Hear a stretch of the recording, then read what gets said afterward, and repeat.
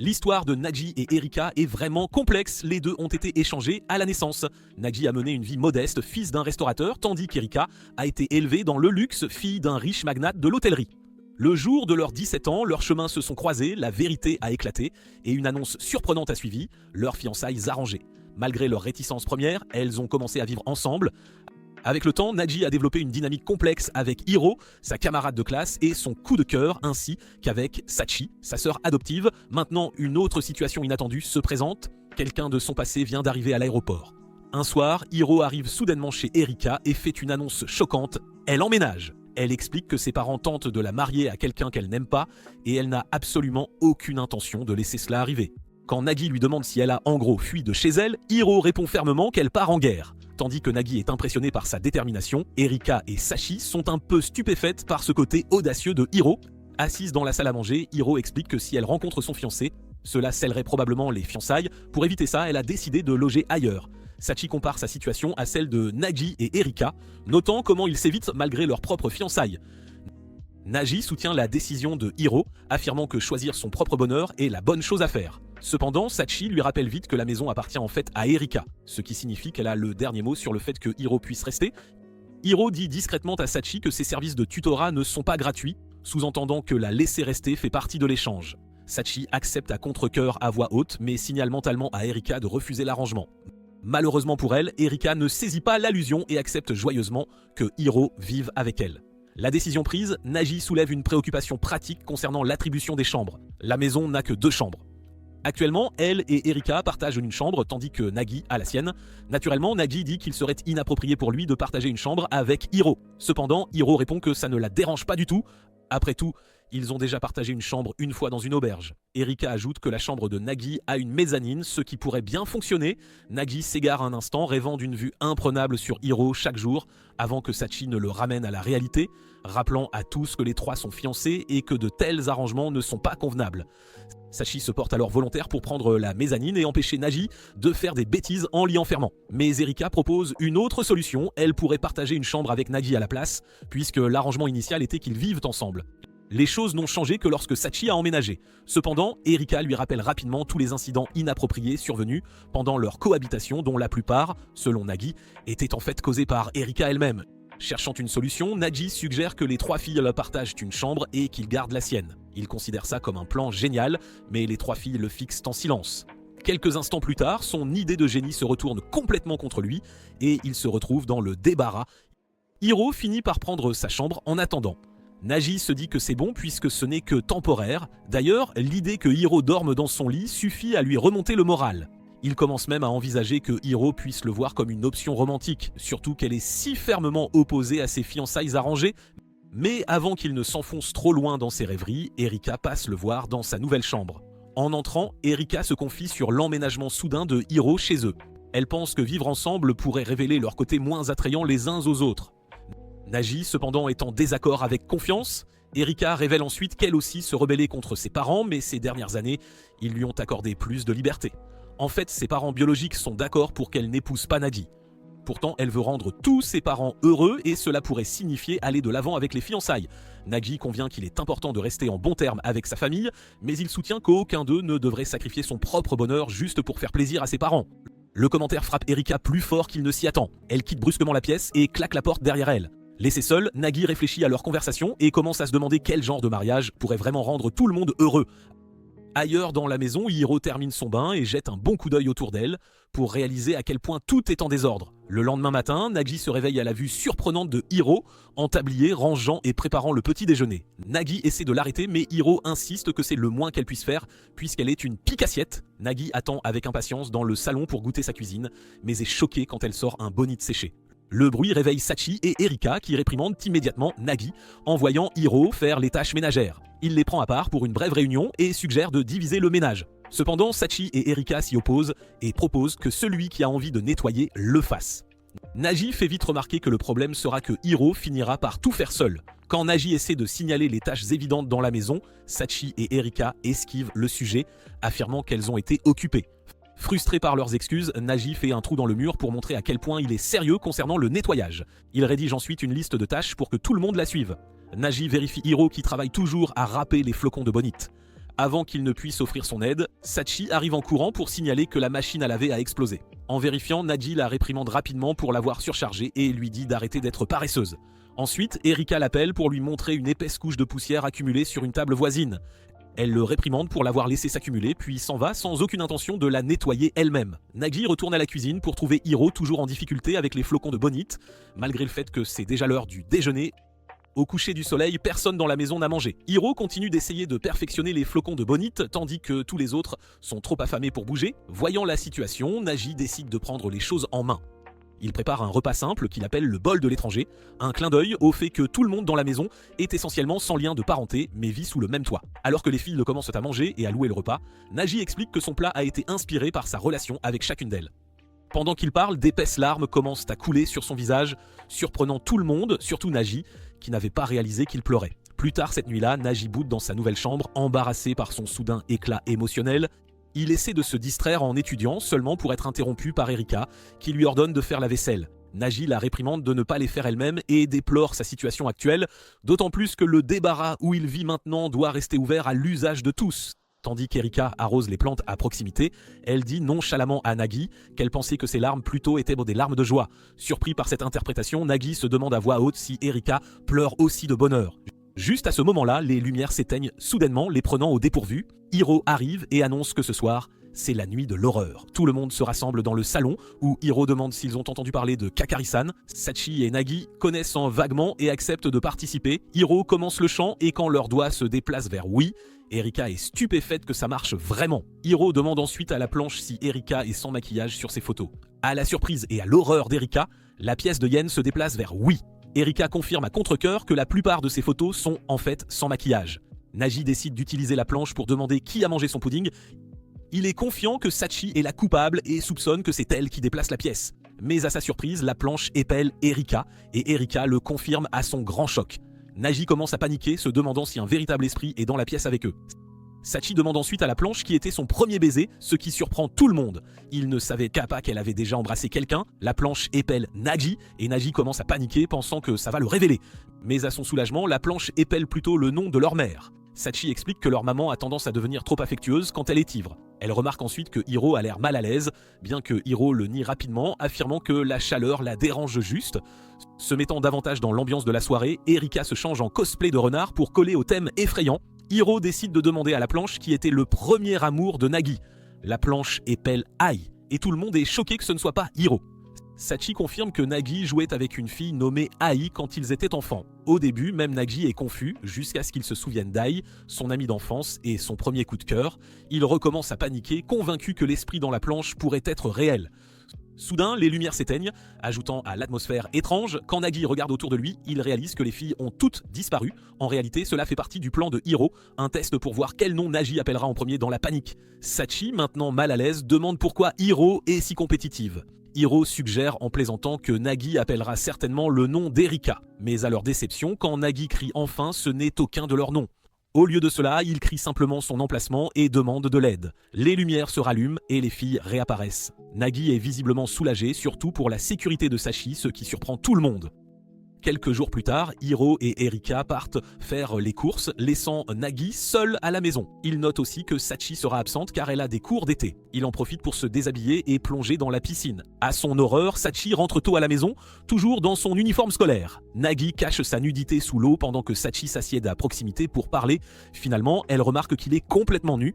Après s'être habillée, Nagi la rejoint et lui demande pourquoi elle est rentrée si tôt de l'école d'été. Pendant qu'ils discutent, un chat se blottit soudainement contre Sachi et Nagi réalise qu'elle le nourrit en secret. Sachi le saisit par le col et le force à jurer de ne rien dire à personne.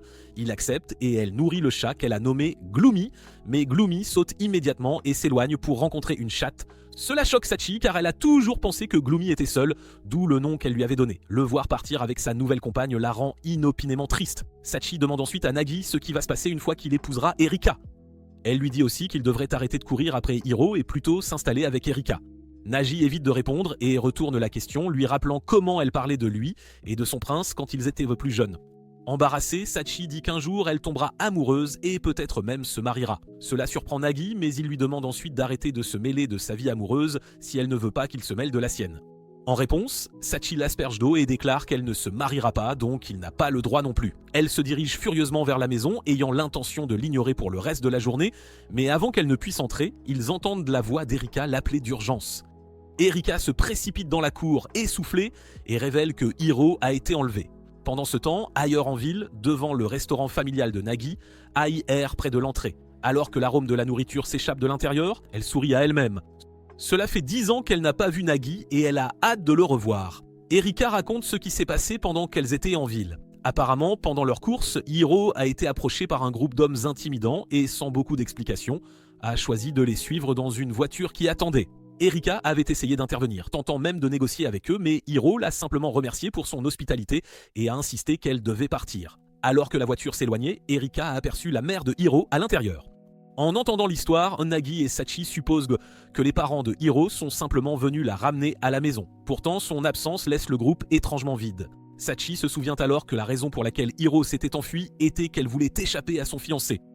Soudain, Nagi se lève, déclarant qu'il est temps de changer les choses. Erika et Sachi sont confuses, Erika supposant même qu'il abandonne et laisse Hiro épouser un étranger, mais Nagi déclare fermement qu'il n'a aucune intention de laisser cela arriver en se dirigeant vers la porte. Erika l'arrête et lui demande s'il est sûr d'interférer avec le destin de Hiro. Nagi n'hésite pas et dit que si c'est pour Hiro, alors il n'y a aucune raison de ne pas agir. Il se retrouve bientôt devant le manoir familial de Hiro. La taille imposante et l'élégance du bâtiment ébranlent sa confiance. Un instant, il doute des raisons de sa venue. Mais il se ressaisit vite, pensant que tout pourrait être résolu par une simple conversation sincère. Il s'imagine déclarant audacieusement mais poliment à la mère de Hiro qu'il est amoureux de sa fille et que le mariage doit être annulé. Dans sa fantaisie, la mère comprend et Hiro le regarde avec admiration. Avec un sourire satisfait et déterminé, il se dirige vers la porte d'entrée. Cependant, en la faisant coulisser, il se retrouve à l'intérieur de ce qui ressemble à une petite boutique. Il ouvre une autre porte, cette fois, c'est un restaurant. Errant dans le complexe en pleine confusion, Nagi commence à penser qu'il s'est trompé d'adresse. Mais juste à ce moment-là, il aperçoit un éclair de violet. C'est Hiro, marchant avec sa mère et 2 personnes inconnues. Nagi l'appelle, leurs regards se croisent brièvement, mais sa mère la pousse sévèrement en avant. Et Hiro rompt le contact visuel et suit sa mère. Ne voulant pas abandonner, Nagi se précipite, attrape la main de Hiro et l'entraîne pour s'échapper. Pendant qu'il court, un souvenir lui revient, celui où Nagi s'est classé 2e aux examens pour la première fois. Il avait toujours été premier jusqu'à l'apparition de Hiro. Quand il l'a vu pour la première fois au lycée, il a été surpris que Hiro soit une fille. Dès lors, il jura silencieusement de la battre aux examens de mi-parcours. Mais une fois de plus, elle fut la meilleure. Entendant à quel point elle était admirée par les autres élèves, Nagi ne put que bouder sa défaite inattendue. Un soir, Sachi avait demandé à Nagi de jouer avec elle, mais il refusa. Il était déterminé à étudier. Sachi se plaignait que depuis qu'il était entré au lycée, tout ce qu'il faisait était d'étudier. Quand Nagi l'ignora, elle l'insulta et sortit en trompe de sa chambre. Il n'était pas dérangé, au lieu de cela, il consacra encore plus d'heures à ses supports de révision. Pendant les examens finaux, il se classa de nouveau 2e. En vérifiant les résultats, il réalisa que Hiro avait obtenu la première place en répondant correctement à une question piège. En l'observant davantage, il remarqua que Hiro n'avait pas beaucoup d'amis. Elle était silencieuse, souvent seule, et d'une certaine manière, elle lui rappelait lui-même. Il en parla à Sachi, mais elle rejeta rapidement la comparaison. Selon elle, Hiro ne lui ressemblait en rien, car elle était probablement quelqu'un qui ne considérait même pas Nagi comme un rival. Mais ces mots n'ébranlèrent pas sa détermination. Une fois de plus, Nagi se promit qu'il serait un héros au prochain examen. Le jour des prochains examens de classement, Nagi se sentait prêt, mais alors qu'il se dirigeait vers sa salle de classe, il fut frappé d'une vive douleur à l'estomac. En panique, il se précipita à l'infirmerie et réalisa que sa douleur à l'estomac était probablement due au tonkatsu qu'il avait mangé la veille. Allongé sur le lit, il ne pouvait que ressentir de l'appréhension, sachant qu'il raterait sa chance de se classer premier s'il ne passait pas l'examen le jour prévu. Il ne comprenait pas pourquoi Hiro continuait de le battre. Puis, il entendit du mouvement du lit à côté du sien. En jetant un coup d'œil à travers le rideau, il vit Hiro se disputer avec l'infirmière, insistant sur le fait qu'elle devait retourner en classe malgré une forte fièvre. À ce moment-là, tout prit sens. Hiro n'était pas seulement intelligente, elle était aussi implacable. Quelques jours plus tard, Nagi l'approcha. Avec un doux sourire, il admit qu'il l'admirait pour avoir mis tant d'efforts pour rester au sommet. Il laissa aussi échapper qu'il savait qu'elle avait passé le dernier examen alors qu'elle était malade. Une expression inhabituelle traversa le visage de Hiro, mais elle disparut en un instant. Avec un regard froid, elle exigea que Nagi ne lui parle plus jamais. Le lendemain, Nagi envisagea de s'excuser, se sentant coupable d'avoir mis Hiro mal à l'aise. Il aperçut alors une foule d'étudiants rassemblés autour de Hiro, qui arborait une nouvelle coupe de cheveux et marchait avec un éclat qu'elle n'avait pas auparavant. À ce moment-là, Nagi réalisa qu'il commençait à tomber amoureux d'elle. Pendant ce temps, de nos jours, Sachi décide de rendre visite à sa famille. Alors qu'elle s'approche de la maison, quelqu'un l'appelle soudainement par son nom, pensant que c'est un fantôme. Elle se retourne, seulement pour trouver Ai debout là, souriante et l'attendant. Ailleurs, Naji et Hiro attendent le bus, se demandant jusqu'où ils peuvent aller avant que quelqu'un ne les rattrape. Hiro commente le peu d'argent qu'ils ont entre eux. Naji s'excuse immédiatement de ne pas avoir bien réfléchi au plan, mais décide qu'il ne le regrette pas. Quand Hiro mentionne qu'elle a faim, il lui offre un doux sourire. De retour au restaurant familial Umino, les parents de Sachi accueillent chaleureusement Ai, car cela fait des années qu'ils ne l'ont pas vue. Remarquant sa tenue élégante, ils commentent à quel point elle a changé, et admet que sa tenue est en fait pour le travail, bien qu'elle ne donne pas de détails sur son emploi. Nami et Yohei apportent un bol de katsudon, le plat préféré d'Ai à l'époque où elle venait. Quand il l'interroge sur ses parents, Ai partage que sa famille s'est depuis séparée. Son père a déménagé à Singapour, sa mère en France et Michigan, elle a décidé de revenir au Japon. Soulagée que ce ne soit pas à cause d'un divorce, Nami compare en plaisantant cela à la séparation d'un groupe de musique. Quand Ai mentionne Naji, Sachi devient tendu, mais Nami commence avec enthousiasme à raconter les récentes mésaventures de Nagi. Pendant ce temps, Nagi achète un repas burger pour lui et Hiro. Alors qu'il picore les frites, il s'inquiète silencieusement de la façon dont ils vont pouvoir payer le reste de leur voyage. Un bref instant, il envisage même de demander de l'aide à Erika, mais écarte rapidement cette idée. Remarquant que Nagi ne mange pas beaucoup, Hiro lui offre la moitié de son burger. Nagi hésite, puis réalise que cela compte comme un baiser indirect.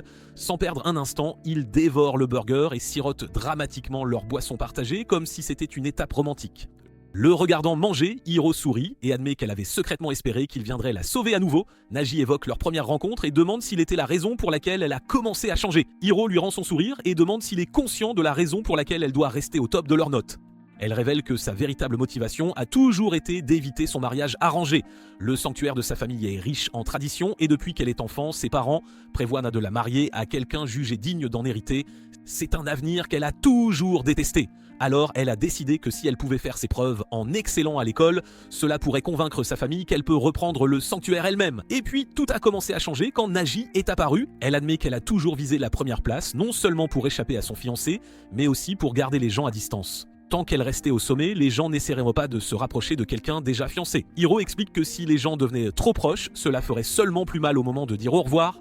Si ses parents allaient de l'avant avec les fiançailles, elle ne voulait laisser personne derrière elle. Elle continue, disant que la raison pour laquelle elle s'était tant poussée était de repousser des gens comme Nagi. Elle ne voulait pas qu'il reste intéressé, alors elle a essayé de surpasser tout le monde de toutes les manières possibles. Nagi sent un pincement au cœur en entendant la raison de Hiro. Il espérait qu'elle avait changé pour l'impressionner. Ignorant sa réaction, Hiro poursuit. Ironiquement, en s'efforçant tant de tenir les gens à distance, elle n'avait fait qu'en attirer davantage et à sa grande surprise, elle aimait ça. Elle aimait avoir des amis, elle aimait l'attention et surtout, elle aimait que Nagi continue de l'approcher. Avant que le moment ne devienne trop émouvant, Erika apparaît soudainement et les appelle bruyamment. De retour au restaurant familial Umino, les parents de Nagi finissent d'expliquer à Ai comment Nagi a été échangé à la naissance et vit maintenant avec sa fiancée. Suivant Erika, Nagi et Hiro se retrouvent au sanctuaire familial devant la mère de Hiro, Asami. Erika présente Nagi comme son fiancé et le force à s'incliner profondément alors qu'il s'excuse d'avoir enlevé Hiro. Erika énumère les mauvaises habitudes de Nagi tandis qu'il se recroqueville sous ses mots, seulement pour qu'Asami se joigne à elle, le réprimandant de ne pas avoir réfléchi à l'avance. Elle tourne ensuite ses reproches vers Hiro pour avoir amené un couple fiancé à l'auberge. Erika la défend, expliquant que leurs fiançailles sont secrètes pour la plupart des étudiants, donc Hiro ne savait pas. Elle révèle aussi sa propre résistance à cet arrangement, comment ce n'était jamais son idée, et comment elle nourrissait du ressentiment envers son père et son soi-disant fiancé. Elle confesse qu'au début, elle a repoussé tout le monde, pensant que c'était de la résistance, mais a réalisé plus tard qu'elle ne faisait que fuir. Tandis qu'Asami écoute, elle prend enfin la parole, elle dit que Hiro est sa seule fille et la prochaine en ligne pour s'occuper du sanctuaire. Bien sûr, elle est stricte parce qu'elle doit l'être. Mais elle admet aussi qu'elle n'avait pas réalisé à quel point Hiro était malheureuse. Son ton s'adoucit alors qu'elle dit qu'elles doivent parler davantage et mieux se comprendre. Elle s'incline ensuite devant Erika et Nagi, s'excusant de les avoir entraînés dans leurs affaires familiales. Après cela, Hiro remercie sincèrement Erika. Elle dit que les mots d'Erika l'ont aidé à réaliser à quel point son approche avait été mauvaise. Elle fait un gros câlin à Erika et l'invite à faire du shopping ensemble un de ces jours pour compenser le voyage interrompu. Les regardant s'étreindre, Nagi se sent mal à l'aise, jusqu'à ce que Hiro le remercie aussi et l'invite à les accompagner. Nagi essaie de minimiser, disant qu'il n'a fait qu'empirer les choses. Sur le chemin du retour, Nagi semble inhabituellement silencieux. Erika demande finalement ce qui ne va pas et il admet qu'il se sent gêné. Il a essayé de s'enfuir avec Hiro, seulement pour qu'Erika, sa véritable fiancée, intervienne et arrange tout avant qu'il ne commette une terrible erreur. Erika le taquine, mais ses mots ne font que le rendre plus maussade. Alors pour le réconforter, elle lui achète une boisson et lui dit qu'il s'est en fait bien débrouillé aujourd'hui. Il prend une gorgée, surpris par la chaleur de la soupe. Erika avale un cola froid et dit nonchalamment que la soupe est étiquetée comme relaxante, ce qui est clairement ce dont il a besoin. Naji admet tranquillement autre chose. Il a réalisé à quel point il dépend d'Erika. Elle sourit fièrement et déclare que cela prouve juste que sa place dans sa vie est irremplaçable. En voyant son expression suffisante, Naji ne peut s'empêcher de penser qu'elle est plutôt mignonne. Le lendemain, Ai demande à Sachi si elle peut visiter la nouvelle maison de Naji. Elle prétend que c'est juste pour dire bonjour, mais Sachi est curieuse, surtout qu'elle se souvient comment Naji a avoué ses sentiments à Ai à l'école primaire. Elle rit en se remémorant, disant que c'était drôle comme il était sérieux pour un enfant, mais Ai répond plus sérieusement. Elle dit qu'elle veut en fait parler à Nagi de cela. Sachi l'amène chez Erika, surprenant Erika et Nagi. Sans perdre de temps, Ai dit qu'elle est là pour enfin donner à Nagi une réponse à la confession qu'il a faite il y a 7 ans. Gênée, Naji essaie de minimiser, insistant qu'elle n'a pas à ressortir quelque chose d'aussi vieux. Mais Ai sourit simplement et dit qu'elle est revenue pour l'épouser. La pièce tombe silencieuse. Tout le monde, y compris Naji, le regarde avec une incrédulité stupéfaite tandis qu'Ai lui sourit. Après la déclaration audacieuse d'Ai, Nagi sent qu'elle en fait trop car le mariage était la dernière chose à laquelle il pensait quand il a avoué ses sentiments enfants. Et il ne s'attarde pas et leur fait simplement ses adieux, expliquant qu'elle n'est venue que pour les informer de ses intentions avant de partir. Tout le monde est confus, mais Nagi réfléchit à quel point Ai a peu changé depuis leur enfance. Voulant répondre correctement, il décide de la suivre. Il la rattrape et la remercie de s'être souvenu de répondre, mais s'excuse de devoir la refuser. Il explique qu'il est amoureux de quelqu'un d'autre et gère déjà de multiples relations compliquées. À sa surprise, Ai sourit et accepte facilement sa réponse. Nagi réalise que la nature compréhensive d'Ai est exactement ce qui l'avait attiré vers elle toutes ces années. Avant qu'il ne puisse dire quoi que ce soit de plus, Ai annonce nonchalamment qu'elle va changer de tactique et commence à rentrer chez elle. Après quelques pas, elle se retourne et demande à Nagi de la raccompagner. Nagi sent qu'elle pourrait vouloir qu'ils redeviennent amis d'enfance, alors il accepte. Et finit par marcher devant, trop timide pour marcher à ses côtés, laissant Nagi confus. Alors qu'il continue, Ai demande soudainement qu'il se regarde dans les yeux. Mais elle est la première à rompre le contact visuel, troublée par son cœur qui s'emballe, ce qui ne fait qu'ajouter à la confusion de Nagi. Avant de se séparer, Ai fait une dernière demande. Visiter l'ancienne boutique de snacks qu'il fréquentait. Le visage de Nagi s'illumine au souvenir, il accepte avec enthousiasme. Alors qu'il marche vers la boutique, Ai admet que cela ressemble à un rendez-vous maintenant, bien que Nagi souligne que c'était son idée d'y aller. Quand ils arrivent, cependant, ils trouvent un dépanneur ordinaire là où se trouvait l'ancienne boutique. Au lieu d'être déçue, Ai commence à se remémorer un jouet Super Bowl qu'elle avait désespérément voulu enfant. Elle visitait la boutique tous les jours, dépensant tout son argent de poche pour essayer de le gagner. Elle avait juré de revenir une fois qu'elle aurait assez d'argent, déterminée à le ramener chez elle. Malheureusement, au moment où elle est revenue, le jouet avait déjà été pris. Elle se souvient s'être assise devant le magasin, pleurant de frustration. Nagi, ne sachant pas quoi faire à l'époque, avait paniqué et désespérément essayé de la calmer. Nagi sourit tendrement au souvenir, mais Ai explique que son histoire avait une signification plus profonde. Se tenant droite et le regardant, elle déclare qu'elle n'est plus la même fille de leur enfance et qu'elle va maintenant gagner le cœur de Nagi. Réalisant ce qu'elle voulait dire par changer de tactique, Nagi commence à devenir nerveux. Plus tard, il retourne au restaurant familial où Yohei lui sert un bol de tonkatsu. Nagi ne touche pas à la nourriture, ce qui pousse Yohei à l'interroger sur sa rencontre avec Ai. Sans beaucoup d'hésitation, Nagi admet qu'Ai veut l'épouser. Yohei réagit instantanément, il arrache le bol et renverse la table, puis frappe Nagi, le projetant au sol. Furieuse, Nami le traite de racaille pour continuer à attirer les filles malgré ses fiançailles. Nagi essaie d'expliquer, mais Yohei le défie plutôt en duel. Il bloque facilement le coup de poing de Nagi, se moquant de lui pour avoir passé tout son temps à étudier au lieu de développer sa force. Nagi tente de porter plus de coups, mais ne fait que recevoir un autre coup lui-même. Avant que les choses n'escaladent davantage, Nami entre et les surprend en train de se battre au milieu de leur restaurant. Outrée, elle leur donne un coup sur la tête à tous les deux et leur ordonne de nettoyer le désordre, aucun d'eux ne discute. Pendant qu'il nettoie, Nami réprimande Nagi pour être le genre de gars qui fait pleurer les filles. Ces mots le frappent durement. Nagi réalise qu'il doit être honnête et mettre les choses au clair avec Ai. Mais en sortant du restaurant, il fait une réalisation encore plus intimidante. Il ne doit pas seulement la vérité à une seule fille. Le poids de tout cela cède brièvement la place à une ridicule bouffée de fierté d'avoir 4 filles intéressées par lui. À ce moment, Yohei apparaît à la porte et offre des excuses à moitié sincères pour avoir réagi de manière excessive. Nagi lui lance juste un regard impassible et lui rappelle qu'il fait toujours ça. Finalement, Nagi retourne à l'appartement d'Erika. Elle le confronte immédiatement, disant qu'ils doivent parler. Sans avertissement, elle le frappe et l'accuse d'être un imposteur pour être amoureux de Hiro alors qu'il est censé être fiancé à Ai. Elle qualifie cela d'insultant et le réprimande pour son insouciance, mais quand Nagi ne réagit pas, donc sa colère ne fait que grandir. Elle finit par s'excuser de l'avoir frappé et ils s'installent pour plier le linge ensemble. Tandis que Nagi explique tout, Erika semble plus confuse que jamais. Il réalise qu'Erika n'a aucune expérience de l'amour et commence à la taquiner à ce sujet. Elle admet ensuite sa propre inexpérience et demande timidement à Naji ce que l'amour ressent. Naji regarde Erika perplexe par sa question, surtout qu'ils sont fiancés. Pourtant, il répond, lui disant de penser aux choses qui la rendent heureuse. Tandis qu'Erika commence à les énumérer, Nagi explique que l'amour apporte un genre de joie similaire, seulement multiplié par 100. Bien que touchée par ces mots, Erika masque sa réaction avec indifférence et le taquine pour avoir utilisé une analogie si ringarde. Nagi se défend, disant qu'il essayait juste de le formuler en termes qu'elle comprendrait. Puis, remarquant son pliage désordonné, il souligne qu'elle ne sait même pas plier correctement les serviettes. Erika rétorque que les serviettes sont pliées ainsi dans les hôtels, mais a soudainement une idée. Elle se précipite dehors et bientôt elle et Nagi allument des cierges magiques dans la cour. Erika partage qu'ils avaient initialement acheté les feux d'artifice quand Hiro était venu, dans l'espoir de les allumer un jour. Nagi ressent un pincement de regret réalisant qu'il a manqué l'occasion de voir Hiro tenir des cierges magiques. Tandis qu'il regarde les lumières scintiller, Erika admet qu'elle trouve Nagi étrange, surtout que Hiro et Ai ont des personnalités si opposées et qu'il est tombé amoureux des deux. Son amour pour Ai s'est développé en passant du temps ensemble enfant et en partageant de bons souvenirs. D'un autre côté, ses sentiments pour Hiro sont nés de leur rivalité constante. En entendant cela, Erika conclut que Nagi tombe probablement amoureux de quiconque lui parle. Il essaie de discuter, mais à mi-chemin de son déni, il réalise qu'il pourrait y avoir une part de vérité. Gêné, il change de sujet en allumant plus de feux d'artifice. Erika réfléchit plus profondément à son comportement. Si Nagi peut tomber amoureux de Hiro et Dai, des personnes qui ne se ressemblent en rien, alors peut-être est-il possible qu'il tombe amoureux d'elle aussi s'ils continuaient à passer du temps ensemble. Nagi est sur le point de rejeter cette pensée, mais s'arrête au milieu de sa phrase. Erika choisit de ne pas pousser le sujet plus loin et lui dit plutôt de nettoyer puisque leur petit spectacle de feux d'artifice est terminé. À leur insu, Sachi écoutait à proximité. Entendant leur conversation, elle commence à se demander s'il y a une chance que Nagi tombe amoureux d'elle aussi.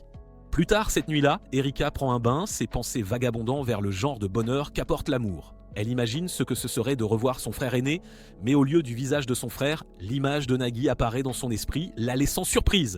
Elle réalise qu'elle aime sincèrement parler à Nagi et commence à se demander si ce sentiment pourrait être l'amour. Le lendemain, en grignotant des snacks, Erika essaie de se convaincre que ses sentiments ne sont pas romantiques.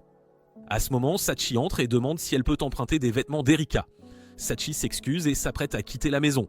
Nagi et Erika, curieux de savoir où elle va, lui demandent Boga directement. Sans hésitation, elle leur dit qu'elle part en rendez-vous. Au début, ils ne montrent aucune réaction, mais au moment où elle franchit la porte, ils réalisent enfin que Sachi rencontre un garçon. En ville, Sachi rencontre son camarade de classe et les deux se salutent avec une excitation visible. Pendant ce temps, Nagi et Erika les espionnent à distance, insistant tous deux qu'ils ne font cela que par inquiétude puisqu'ils sont ses frères et sœurs aînés. Sachi entend brièvement quelque chose et se retourne, mais ne voyant rien de suspect, elle décide de continuer le rendez-vous. Derrière un coin, Nagi et Erika sont serrés l'un contre l'autre, essayant de rester cachés. Erika est troublée par leur proximité et essaie de se plaindre, mais Nagi la réprimande rapidement, avertissant que Sachi pourrait les entendre. Erika ne peut s'empêcher de se souvenir de l'explication précédente de Nagi sur l'amour et une sensation chaude et palpitante commence à monter dans sa poitrine, juste en étant près de lui. Réfléchissant rapidement, Erika entraîne Nagi dans un magasin voisin. Là où ils réapparaissent, et ils sont vêtus de tenues de vives et voyantes. Nagi se demande si cela aidera vraiment puisque les vêtements semblent plus susceptibles d'attirer l'attention que de la détourner. Erika soutient que le déguisement fonctionne assez bien et que Sachi ne les reconnaîtra probablement pas et au moins maintenant, ils n'auront plus besoin de se faufiler dans des cachettes étroites. Tant qu'ils se fondent dans la foule, tout ira bien. Il continue de suivre Sachi. Son camarade de classe lui achète une boisson populaire qu'elle accepte joyeusement. Nagi, cependant, ne semble pas ravi. Erika le regarde, amusée, et plaisante en disant que le garçon est peut-être le type de Sachi. Elle suggère ensuite, en taquinant, que Nagi est peut-être un peu trop attaché à sa sœur. Finalement, le soleil se couche et les deux s'arrêtent dans un parc tranquille. L'atmosphère devient douce et romantique et Erika suppose que quelque chose pourrait se passer entre eux, mais Nagi commente que cela ressemble en fait plus à un rejet. Effectivement, le camarade de classe fait simplement ses adieux à Sachi et s'en va. Erika est surprise par le manque d'intensité, puis soudainement Sachi se tourne dans leur direction, les yeux plissés. Elle les interpelle immédiatement. Erika et Nagi s'empressent de trouver des excuses, mais Sachi leur dit catégoriquement qu'elle les avait remarqués en train de la suivre toute la journée. Nagi se met sur la défensive, disant qu'il était seulement inquiet car les collégiens ne sont pas censés se promener la nuit. Il ajoute que Sachi ne devrait même pas penser à sortir avec les examens d'entrée qui approchent. Sachi intervient, expliquant que le but du rendez-vous était que le garçon est le meilleur de leur classe et pourrait l'aider à étudier.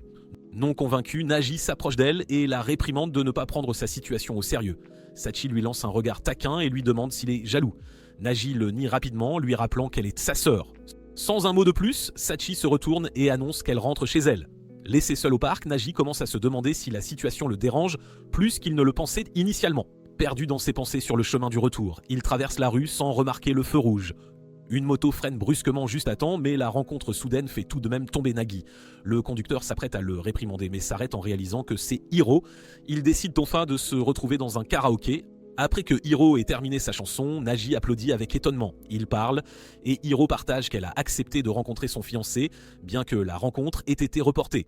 Elle dit qu'elle veut au moins essayer, espérant que l'homme se révélera décent. Elle demande ensuite à Naji ce qu'il a fait dernièrement. Naji lui parle du soi-disant petit ami de Sachi. Hiro dit que cela ressemble à Sachi qui le teste, et son incertitude quant à ses sentiments prouve seulement que cela l'affecte plus qu'il ne l'admet.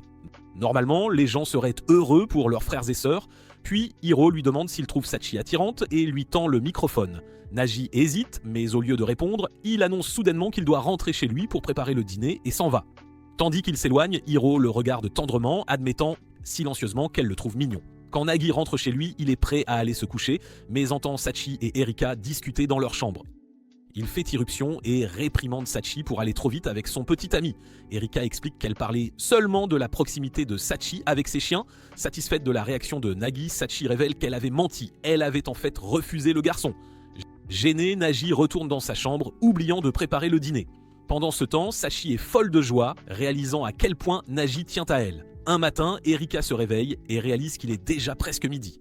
Alors qu'elle commence à se préparer en grognant, elle est surprise de trouver Ai assise silencieusement à son chevet. Encore à moitié endormie, Erika suit sa routine habituelle, seulement pour trouver Ai la suivant à chaque pas, l'aidant même à s'habiller et à se coiffer. Au moment où Ai commente nonchalamment la façon dont Erika préfère ses œufs, Erika craque enfin. Frustrée, Erika exige de savoir pourquoi Ai est chez elle. Sachi et Nagi, qui les observaient, sont tout aussi confus. Et explique calmement qu'elle a toutes les intentions d'épouser Nagi. En tant qu'amie d'enfance, elle refuse de le laisser se fiancer à quelqu'un qu'elle n'approuve pas, c'est pourquoi elle est venue défier Erika. Si Erika perd, elle doit rompre les fiançailles. Nagi essaie de clarifier que les fiançailles étaient quelque chose que ses parents avaient arrangé, mais avant qu'il ne puisse finir, Erika l'interrompt et accepte le défi. Nagi est stupéfait, pensant que c'est la manière d'Erika de lui avouer ses sentiments. Erika le nie rapidement, disant qu'elle veut juste qu'il quitte la maison et ne supporte pas d'être suivie toute la journée. Erika les conduit à une salle de jeu où elle déclare qu'ils vont jouer aux fléchettes. Ai accepte avec confiance et s'avance sur la ligne, prenant une posture de batteur de baseball avant de lancer. Nagi et Sachi regardent, déconcertés par la puissance et l'intensité qu'elle met dans un jeu si simple. Quand Erika lui demande son travail, Ai dit qu'elle chante en ligne. Erika est vraiment impressionnée et partage qu'elle gagne de l'argent en postant des photos. Avant qu'Ai ne lance à nouveau, Erika demande nonchalamment si elle sera transférée à leur école pour l'été. Ei réussit une autre cible et répond qu'elle ne le fera pas car elle a déjà terminé l'université. Sachi et Nagi, toujours en train de grignoter du popcorn, se souviennent qu'Ai avait déjà mentionné fréquenter une école prestigieuse à l'étranger. Juste au moment où Ai s'aligne pour son troisième lancer, Erika demande ce qu'elle aime chez Nagi qui la pousse à vouloir l'épouser. La question déstabilise Ai et sa fléchette manque complètement la cible. Sans répondre, Ei fait signe à Erika de prendre son tour. Erika s'avance, assure sa position et se prépare à lancer jusqu'à ce qu'Ai demande soudainement si elle a l'intention d'épouser Nagi. Erika hésite et rate, puis répond avec confiance qu'elle choisira son propre mari le moment venu. Alors qu'elle se stabilise pour le prochain lancer, Ai pose une autre question, si Erika et Nagi ont déjà été physiquement intimes. La question fait s'étouffer Erika en plein lancer. Rouge de honte, Erika nie que quoi que ce soit d'intime se soit passé, mais admet qu'elle a peut-être vu certaines choses. Et répond calmement qu'elle aussi a vu certaines parties de Nagi.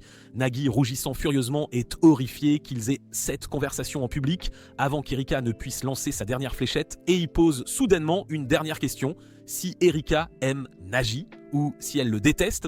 Erika fait une pause puis répond qu'elle ne ressent ni amour ni haine envers lui. Alors qu'elle lâche enfin la fléchette, Ai ajoute que si la fléchette touche la cible, cela comptera comme une confirmation qu'Erika aime réellement Nagi.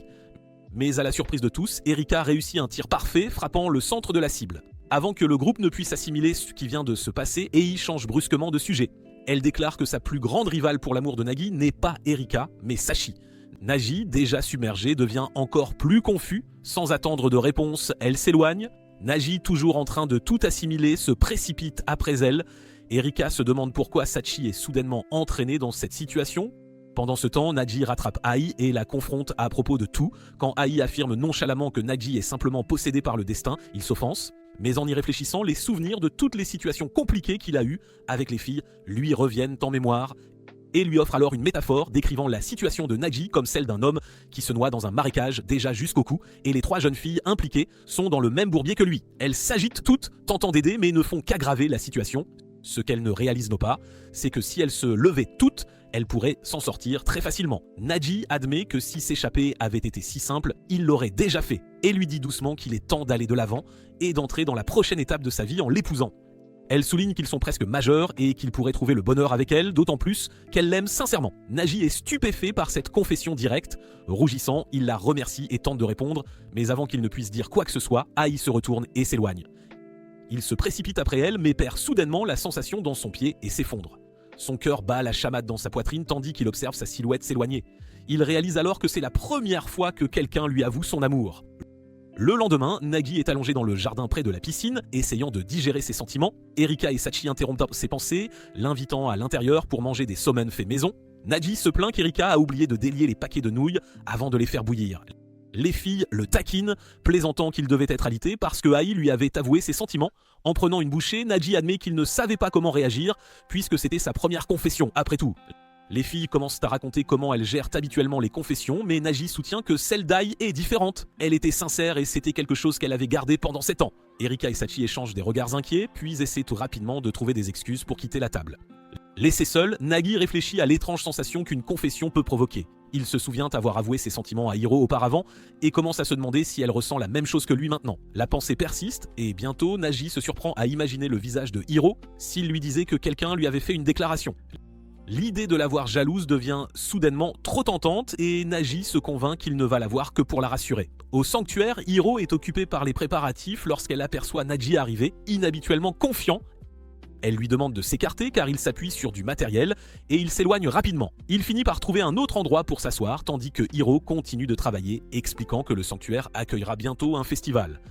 Mais pendant qu'elle parle, Nagi n'en retient pas grand-chose, ses pensées étant ailleurs. Sentant cela, Hiro lui demande finalement pourquoi il est vraiment là. Nagi essaie de faire bonne figure, racontant son histoire avec une nonchalance forcée. Mais Hiro reste distraite par ses tâches et il a du mal à raconter clairement son histoire.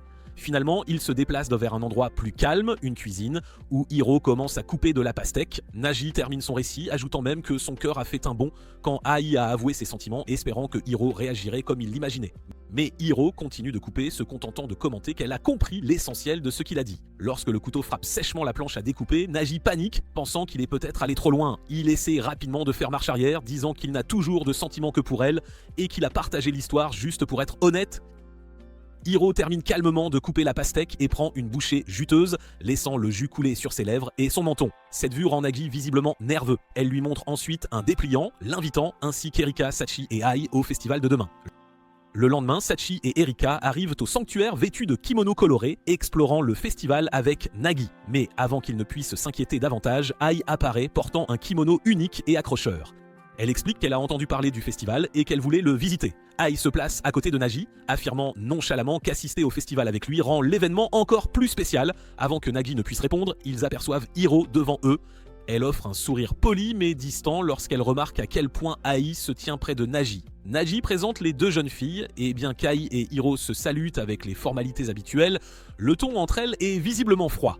Tentant d'apaiser l'atmosphère, Erika suggère qu'ils se promènent tous ensemble, mais Hiro décline l'offre, expliquant qu'elle a encore des devoirs au sanctuaire à accomplir. Avant de partir, Hiro invite nonchalamment Ai à participer au concours de cosplay. Et sans hésitation, accepte de participer. Le gagnant recevra 2 billets pour un parc d'attractions. Pour aggraver les choses, Hiro annonce également que Nagi sera l'un des juges de cette année, le plongeant dans une panique silencieuse. L'idée de juger une compétition entre toutes les filles dont il est proche lui semble être un piège, mais les filles, Erika, Sachi, Hiro et maintenant Ai, sont déjà excitées et motivées à l'impressionner avec leur performance. Alors que le micro tombe, le concours de cosplay commence officiellement. Takahashi et Yonzawa animent la scène, présentant avec enthousiasme les juges, la mère de Hiro, Shion et un Nagi très nerveux.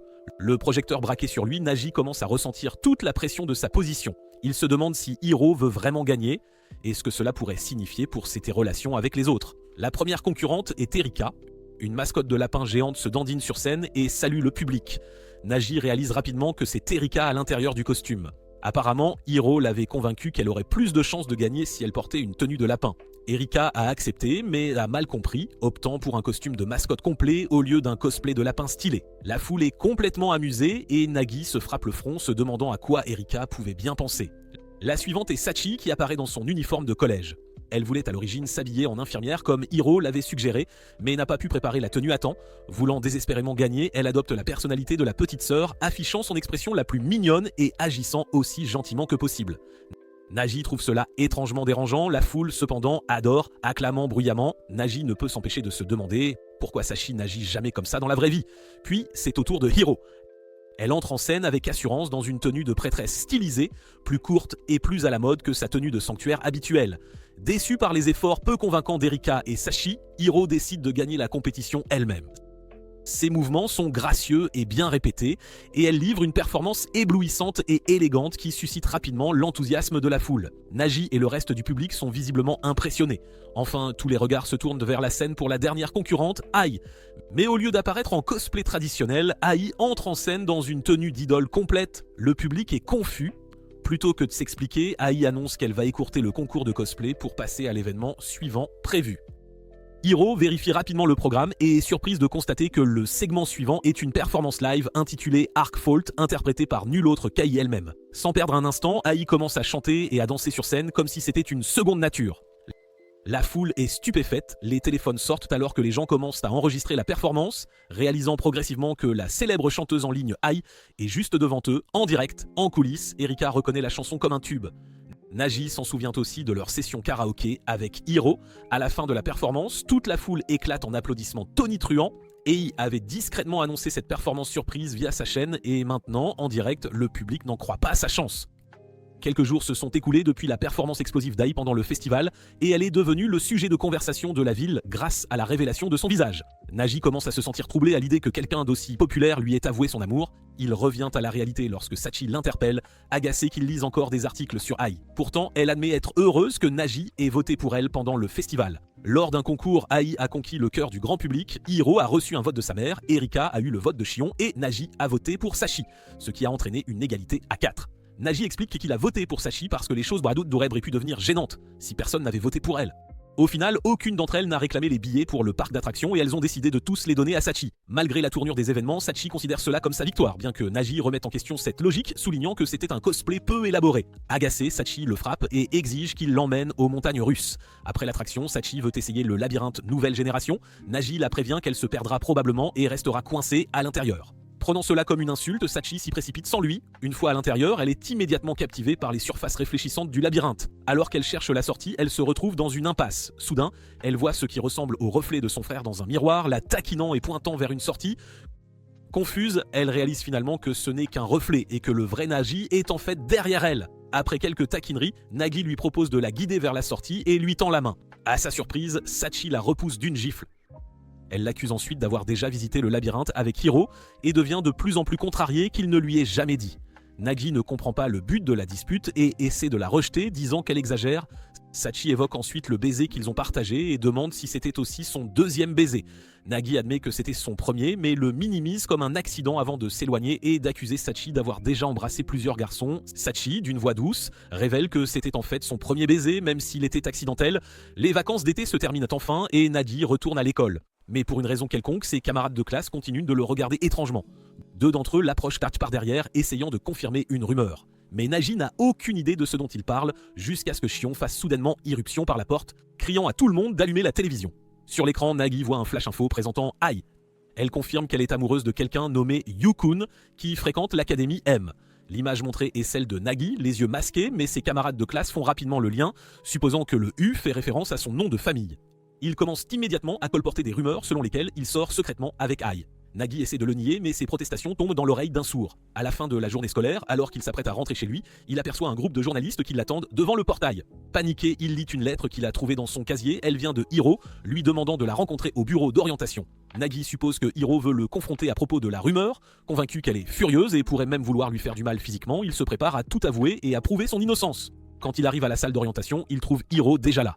Elle semble au courant de la rumeur, mais à sa surprise, elle n'est ni en colère ni contrariée. Au lieu de cela, elle explique calmement qu'avec toute l'attention indésirable que Nagui a reçue, elle a pensé que la salle d'orientation serait un endroit calme où il pourrait étudier sans être dérangé.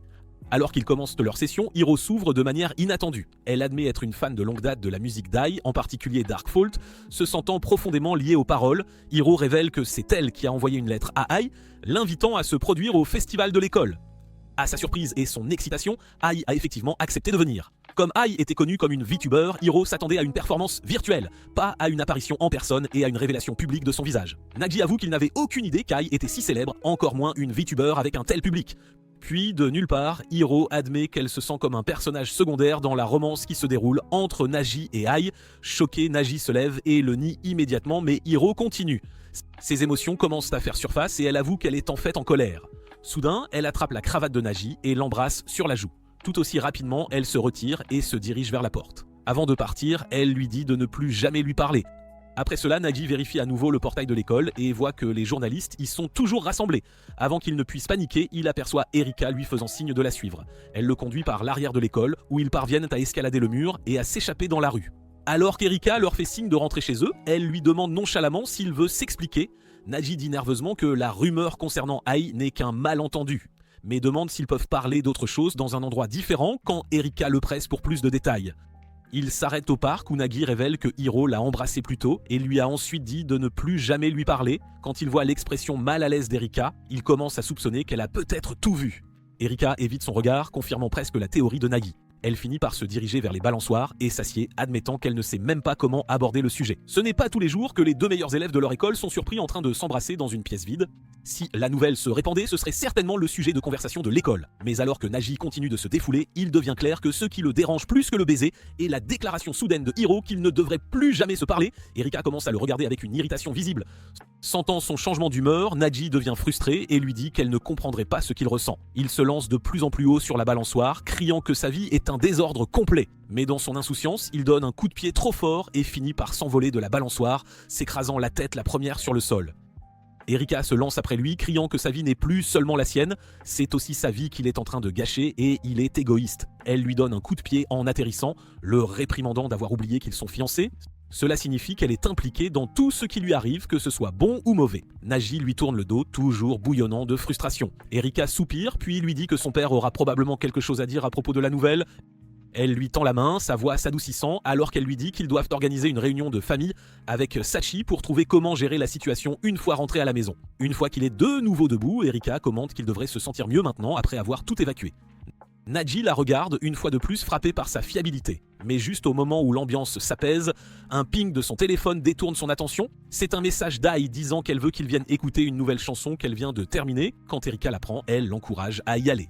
Elle estime que si quelqu'un sait comment la rumeur s'est répandue, ce serait très probablement Ai. Ils se séparent, mais en chemin vers chez Ai, Nagi remarque une foule rassemblée devant le restaurant de sa famille.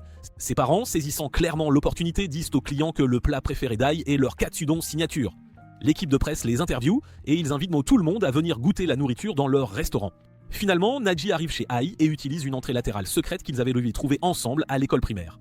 Une fois à l'intérieur de la maison, il est accueilli par la grand-mère d'Ai qui lui dit joyeusement que la chambre d'Ai est à l'étage. Nagi frappe à la porte d'Ai mais il n'y a pas de réponse, alors il entre prudemment. À sa surprise, les murs de sa chambre sont tapissés d'affiches géantes de lui, la même photo que celle des nouvelles avec ses yeux masqués, et il s'empresse de les cacher, mais pour rendre les choses encore plus gênantes, elle porte un t-shirt avec exactement la même image. Ai admet qu'elle voulait afficher des photos de lui, mais la photo des nouvelles était la seule qu'elle avait. Puis, avec un sourire timide, elle demande si elle peut prendre elle-même une vraie photo de lui. Nagi lui refuse ce plaisir et lui demande plutôt si elle gère bien l'attention. Il promet qu'il trouvera qui est responsable de ce désordre. Et révèle alors calmement que c'est elle qui a annoncé leur relation, laissant Nagi stupéfait. Alors qu'il peine à digérer l'information, Ai lui demande s'il se souvient encore de leur époque à l'école primaire. Elle se souvient que beaucoup de gens de son âge ne lui parlaient pas parce qu'elle avait du mal à s'exprimer. Plutôt que de socialiser, elle préférait rester seule et chanter en allant et venant de l'école. Nagi l'avait rencontrée pour la première fois lors d'une de ses promenades et avait été la première personne à complimenter sa voix. Même après avoir déménagé en Chine, elle avait toujours du mal à se faire des amis. Elle a continué à chanter, cette fois en ligne en tant que VTuber. Finalement, les gens ont commencé à suivre ses streams et à écouter ses chansons, et avant qu'elle ne s'en rende compte, elle avait bâti une communauté. Elle admet que toutes les chansons qu'elle a écrites parlaient de Nagi. Maintenant, elle veut qu'il soit le premier à entendre sa nouvelle musique. Elle confesse qu'elle ne peut plus vivre sans lui, car sans lui, elle ne pourra même plus écrire de chansons. Elle souligne également que le monde célèbre déjà leur relation et il demande ensuite à Naji s'il est prêt à aller contre le monde. Cette question le fait imaginer comment ce scénario pourrait se dérouler, mais avant que quoi que ce soit d'autre ne puisse arriver, Ai s'exclame soudain qu'elle vient de trouver une nouvelle chanson et lui demande poliment de partir, rendant Nagi encore plus confus. Nagi rentre chez lui pour trouver la mère d'Erika, sa mère biologique, Ritsuko, qui l'attend dans le salon. Sachi et Erika sont assises à proximité, l'air tendu. Nagi se sent immédiatement mal à l'aise. Ritsuko n'a pas pris la peine de le contacter depuis leur premier dîner ensemble, et il ne ressent aucune chaleur maternelle de sa part. Sirotant son café, Ritsuko dit à Nagi qu'elle est bien au courant de sa dernière controverse, le poussant à présenter ses excuses rigides. Son ton formel fait rire Ritsuko, disant que cela ressemble au genre d'excuses qu'une célébrité donnerait. Une fois qu'elle se calme, elle commente qu'Ai répand des demi-vérités et avertit que les gens comme elle peuvent être épuisants à gérer. Alors qu'Erika explique que Ritsuko est une productrice, elle demande ensuite nonchalamment à Sachi de lui apporter une boisson, tandis que Sachi la sert, Ritsuko demande soudainement si Erika et Nagi sont déjà devenus physiquement intimes. Erika le nie rapidement et bruyamment, ce qui fait soupirer Ritsuko de déception. Elle s'illumine à l'idée que la nouvelle éclate que Nagi et Erika sont en fait fiancés et vivent ensemble, croyant que cela attirerait beaucoup d'attention médiatique. Nagi et Erika sont tous deux horrifiés, mais Ritsuko a déjà un plan en marche. Elle passe un appel donnant l'ordre à ses hommes de les emmener. Pendant ce temps, les parents de Nagi et Sachi célèbrent ce boom soudain des affaires grâce au lien de Nagi avec Ai. Leur restaurant est devenu inopinément populaire. Sachi rentre plus tard à la maison et annonce qu'elle y restera pour l'instant. Il suppose d'ailleurs que c'est parce que Nagi s'était disputé avec elle, mais Erika les corrige, déclarant que Nagi et Erika ont disparu. Il s'avère que Ritsuko a emmené Erika et Nagi dans un hôtel, se disputant sur la façon dont ils devraient se tenir à distance car ils n'ont qu'un seul lit. Apparemment, Ritsuko a réservé la chambre pour eux pour 2 semaines entières. Erika et Nagi entendent soudain un bruit et remarquent une main qui sort de sous le plateau mobile, les plongeant tous deux dans la panique. Erika s'évanouit immédiatement de peur avant que Ai ne se révèle, rampant de dessous. Elle prend un moment pour observer Erika avant de la traîner vers le lit. Se tournant vers Nagi, Ai déclare avec assurance qu'elle peut l'aider à s'échapper car elle a déjà une sortie. Quand elle essaie de l'entraîner, Nagi refuse de bouger et rejette fermement son offre. Confuse, Ai exige une explication. Nagi lui dit qu'il ne veut plus fuir ses problèmes, expliquant qu'Erika lui a appris que s'échapper n'est jamais la solution et c'est quelque chose qu'il compte bien finir avec elle, et marque une pause avant de lui sourire, reconnaissant sa maturité. Elle complimente le lien qu'il partage avec Erika, disant que leurs qualités positives ont commencé à déteindre l'une sur l'autre. Cependant, elle précise que ce qu'elle voit n'est pas de la romance, mais plutôt un lien familial. Elle s'approche soudainement de Nagi, lui rappelant qu'elle a un jour choisi de quitter sa propre famille, juste pour être avec lui. Elle énumère tout ce qu'elle a fait pour leur relation, s'assurant même que leur histoire fasse la une des journaux. Nagi admet nerveusement que voir et entendre une émission était excitant, seulement pour qu'Ai le pointe du doigt et déclare que l'amour romantique est censé être excitant. Sans crier gare, Ai saisit sa jupe et demande de manière provocante à Nagi quelle culotte il préférerait voir. Bien qu'il essaie de détourner le regard, il finit par se retrouver à considérer sérieusement la question, ses yeux passant de ses yeux aux cuisses d'Erika, se demandant laquelle il voulait le plus voir. Il est sur le point de répondre quand Erika se redresse, peu impressionnée, et demande sèchement pourquoi sa culotte est traitée comme une option. Et il la démasque immédiatement, révélant qu'Erika était éveillée depuis un moment et au courant de la situation. Elle déclare ensuite qu'elle attendait l'occasion de parler directement à Erika. L'atmosphère s'épaissit alors que la tension monte entre les deux jeunes filles. Sentant l'hostilité, Nagi essaie de s'excuser pour échapper à la confrontation, mais Ai et Erika lui ordonnent de rester là. Ai exige alors qu'Erika rompe ses fiançailles avec Nagi. Erika proteste, expliquant que c'est une décision prise par leur famille et non quelque chose qu'elle peut facilement annuler, même si elle veut s'échapper. Et la défie, soulignant qu'Erika est bien trop complaisante face aux désirs de ses parents. Erika nie cela, clarifiant que la raison pour laquelle elle a accepté de vivre avec Nagi et de tester leur relation était de pouvoir devenir progressivement indépendante de sa famille. Impassible, Ai insiste, demandant quel genre de relation Erika aurait avec Nagi si leur fiançailles n'existeraient pas ou étaient soudainement rompues. Alors la réalisation la frappe, sans les fiançailles, elle et Nagi ne seraient essentiellement rien l'un pour l'autre puisqu'ils mènent des vies très différentes et n'ont presque rien en commun. Et sourit satisfaite qu'Erika ait enfin reconnu son argument selon lequel leur fiançailles ne représentent pas une vraie relation. Nagi cependant ressent un pincement de culpabilité car Erika l'a soutenu de nombreuses fois par le passé.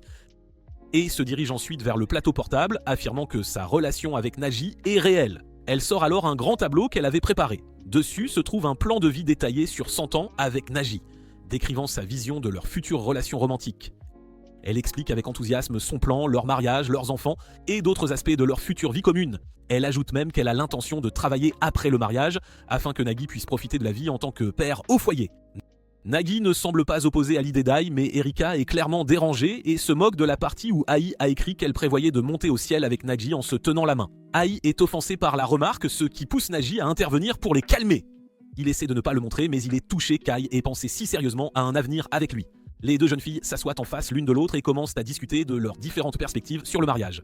Ei affirme qu'Erika est immature puisqu'elle ne pense même pas au mariage, mais Erika rétorque que le mariage ne garantit pas le bonheur, désignant Ai comme l'immature. Ei la regarde sous le choc, alors Erika explique son raisonnement en évoquant ses parents, toujours trop occupés pour passer du temps ensemble. Leur relation distante a mis à rude épreuve la famille, provoquant la disparition de son frère aîné et la laissant se sentir seule. Et écoute avec compréhension, révélant que sa propre famille s'était aussi séparée. Erika lui rappelle que tous les mariages ne sont pas heureux, la mettant en garde de ne pas y mettre un espoir aveugle. Pendant ce temps, Nagi réfléchit silencieusement qu'il est chanceux que sa famille soit toujours unie. Et se lève soudainement et accuse Erika de croire qu'un mariage arrangé par ses parents la rendra heureuse d'une manière ou d'une autre. Alors que la tension monte, Nagi essaie d'insérer ses pensées en paraissant confiant, mais les deux jeunes filles lui crient immédiatement de ne pas se mêler de leur dispute. Leur conflit semble prêt à éclater en bagarre alors qu'elles se serrent les mains fermement et Nagi panique que cela puisse devenir violent. À sa surprise, au lieu de se battre, elles s'adoucissent soudainement et commencent à se complimenter mutuellement, soulignant à quel point elles pourraient être de bonnes amies basées sur leur point de vue. Nagi est perplexe, mais Ai et Erika dépassent leur désaccord sans effort. Erika admet qu'elle était initialement en colère, mais réalise que beaucoup des arguments d'Ai avaient du sens. Ai est d'accord et dit que c'est rafraîchissant de parler si ouvertement avec quelqu'un qui est tout aussi direct avec elle. Elles ont porté un toast à leur nouvelle amitié, remarquant même qu'on aurait dit qu'elles se connaissaient dans une vie antérieure. Bien que confus, Nagi est soulagé que les deux jeunes filles semblent bien s'entendre. Peu après, Erika et Ai commencent à comparer leurs culottes, fascinés par les motifs de l'autre et se demandant où l'autre les avait achetées, pendant que Nagi prend enfin un bain. Quand Nagi revient, Erika annonce soudainement qu'elle quittera l'hôtel avec Ai. Surpris, Nagi demande ce qui lui a fait changer d'avis. Erika explique qu'elle veut prouver son indépendance vis-à-vis de sa mère en s'échappant. Et rassure Nagi de ne pas s'inquiéter, révélant qu'elle lui a déjà préparé une cachette sûre où il pourra rester au moins une semaine. Elle le convainc davantage en promettant que l'endroit dispose d'une collection complète de nouveaux manuels qui l'attendent. Et les mène à la sortie de secours, guidant Erika avec confiance comme s'il n'y avait rien à craindre. Nagi cependant hésite, il se souvient à quel point la sécurité de l'hôtel était stricte hier et la facilité de leur évasion lui semble suspecte. Avant qu'il ne puisse poser d'autres questions, il entend la voix de Ritsuko derrière lui. Elle l'assure qu'elle n'a pas l'intention de les empêcher de partir, mais le met en garde de ne pas la sous-estimer. Ritsuko admet qu'elle avait voulu les garder à l'hôtel pour leur propre sécurité. Mais voyant comment ils se sont débrouillés, elle a décidé de les laisser partir. Elle ajoute que le temps passé à l'hôtel lui a donné une meilleure compréhension du lien de Nagi avec Erika. Alors qu'elle se prépare à partir, Ritsuko dit nonchalamment à Nagi qu'il a un frère biologique plus âgé qui pourrait être plus proche qu'il ne le pense. Elle lui demande de garder cette conversation secrète d'Erika. Abasourdie, Nagi l'interpelle pour des réponses, mais elle ne chuchote qu'une dernière requête, qu'elle veut qu'il sauve Sosuke. Nagi essaie de lui en demander plus, mais la voix impatiente d'Erika retentit depuis la porte, le pressant de se dépêcher. Toujours déconcerté, il réagit à peine jusqu'à ce qu'Erika lui prenne la main et l'entraîne, le forçant à la suivre. Finalement, tous les trois s'installent dans une voiture en direction de la cachette d'Ai. Erika pousse Nagi à remercier Ai, mais Ai insiste que ce n'est pas nécessaire. Tout ce gâchis était de sa faute au départ, et elle promet d'être plus attentive aux conséquences de ses actions à l'avenir. Quand la voiture s'arrête, Ai dit à Nagi de sortir. Il est surpris, mais avant qu'il ne puisse argumenter, il est pratiquement expulsé du véhicule. Et il le rassure que quelqu'un viendra le chercher. Erika semble tout aussi confuse, mais Ai explique qu'elle ne peut pas les abriter tous les deux au même endroit car il est plus sûr de les séparer. Ni Nagi, ni Erika ne protestent. Alors que la voiture s'éloigne, Erika baisse sa vitre et promet qu'ils se reverront dans une semaine. Quand Nagi crie confirmation, elle lui sourit chaleureusement. Regardant autour de lui, Nagi essaie de s'orienter. Il trébuche après avoir vu une statue d'apparence effrayante et de son point de vue abaissé, réalise qu'il se tient devant le sanctuaire familial de Hiro. Juste à ce moment, Hiro elle-même sort. Troublé, Nagi demande nerveusement s'il va rester chez elle. Hiro ne répond pas, se retourne plutôt et rentre en silence. Confus, Nagi hésite jusqu'à ce qu'elle jette soudainement un coup d'œil par-dessus son épaule et lui fasse signe de la suivre. À l'intérieur, Hiro lui sert du thé, qu'il accepte avec gratitude. Sans un mot, elle pointe ensuite du doigt le couloir. Curieux, Nagi suit sa direction et se retrouve dans un bain chaud et accueillant. Alors qu'il s'enfonce dans l'eau, un soulagement l'envahit, content de rester chez Hiro. Pourtant, le silence le ronge, Hiro n'a pas encore prononcé un seul mot depuis son arrivée, et Nagi commence à se demander avec inquiétude si elle est toujours en colère contre lui. Nagi remarque une grande pile de sel près du bain et commence à la masser sur son corps. Ensuite, il sort et voit un kimono blanc. Pensant que ce pourrait être un pyjama, il l'enfile, comptant que le sanctuaire est un choix élégant de vêtements de nuit. Cherchant Hiro, il la trouve en train de balayer dehors. Il s'approche et demande s'il peut aider. Hiro pointe silencieusement vers une parcelle de terre avec une pelle plantée dans le sol. Sans hésitation, Nagi commence à creuser un grand trou.